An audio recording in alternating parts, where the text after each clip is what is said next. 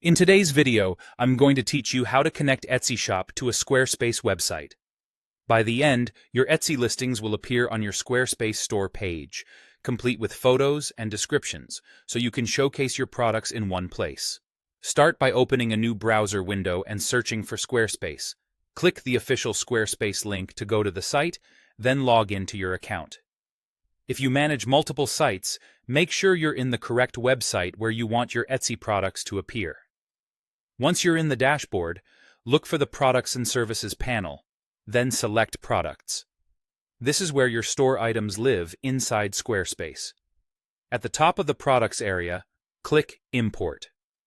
You'll see several options for bringing products into your site. Choose Etsy, and then click Get Started. This tells Squarespace you want to pull your listings directly from your Etsy shop. Next, you'll be asked to choose the store page where the products should appear.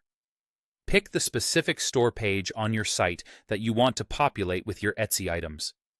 If you already have a shop or store page, select that one. If you only have one store page, it may be selected for you automatically. Click Start Import to begin the connection. At this point, a pop-up will prompt you to log into your Etsy account. Enter your Etsy credentials, and, when asked, click Grant Access.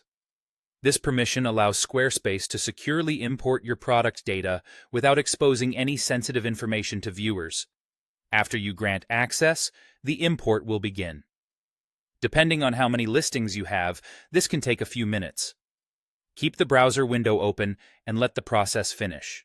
You'll see your product titles, descriptions, photos, and other details arrive in your Squarespace products area and display on the store page you selected. A quick heads up about pricing. If the currency set in your Squarespace site doesn't match your Etsy shop's currency, prices may import as zero. That's expected behavior and simply means you'll need to manually enter the correct prices in Squarespace after the import.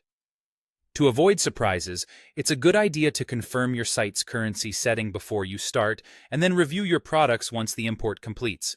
That's it.